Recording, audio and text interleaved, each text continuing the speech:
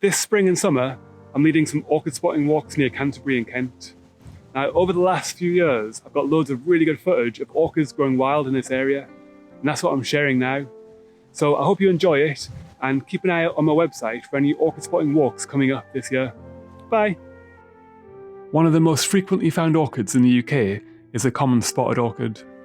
This beautiful plant is not as common as its name suggests, but can be found growing in species-rich grassland. It's an excellent indicator of ecosystem health. If its habitat becomes polluted by fertiliser runoff from agriculture, the plant is quickly outcompeted by the grass.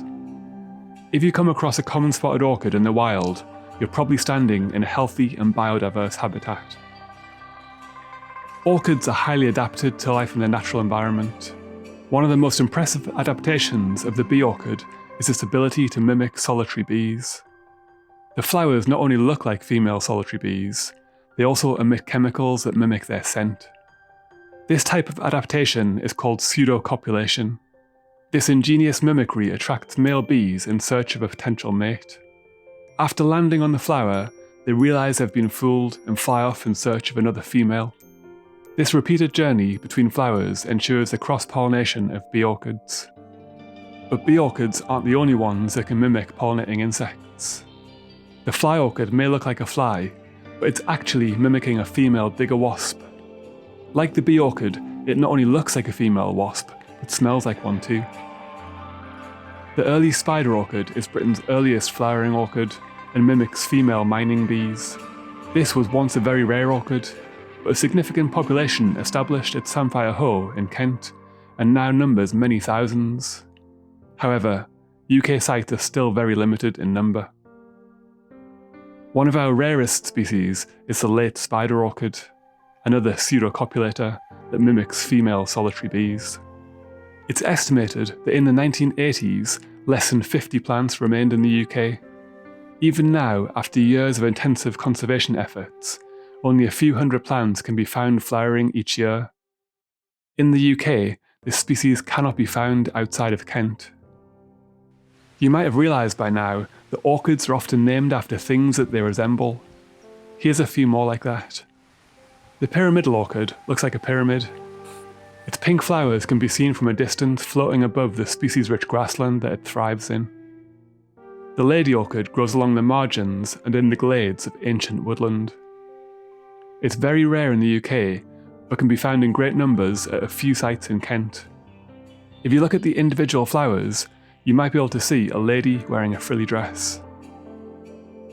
If the lady orchid looks like a lady, the man orchid looks like, well, I'm sure you can work it out.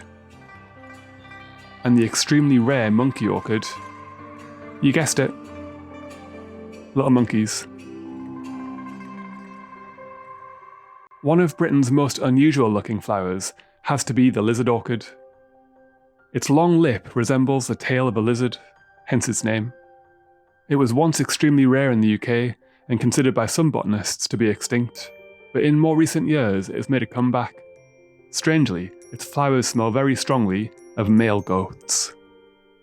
Pipping the lizard orchid to the post for unusual looks is the bird's nest orchid. It's parasitic, so it doesn't need leaves. Instead of harnessing energy directly from the sun, it draws carbohydrates from the roots of deciduous trees via a network of mycorrhizal fungi. Because of this complex relationship, it can be found growing in dense shade on the forest floor. The marsh helleborine is one of our most impressive looking orchids. It's now increasingly rare due to the draining of marshland for agriculture and the excessive use of fertiliser. This population near Canterbury held many thousands of plants, but covered an area about the quarter of the size of a tennis court. Before human intervention, this species is likely to have covered large expanses of land. From one of our showiest orchids to one of our most inconspicuous. The musk orchid is barely taller than a matchstick. Its green flowers blend into the blades of grass which normally tower over it. Thankfully, it gives off a strong, sweet fragrance that attracts pollinating insects. Other species found near Canterbury include the green-winged orchid, the chalk-fragrant orchid, the marsh-spotted orchid, the butterfly orchid, the early purple orchid, the heath spotted orchid, and the twayblade orchid. There's also a few others that I haven't got good footage of, but hopefully we'll see some of these on a walk this year.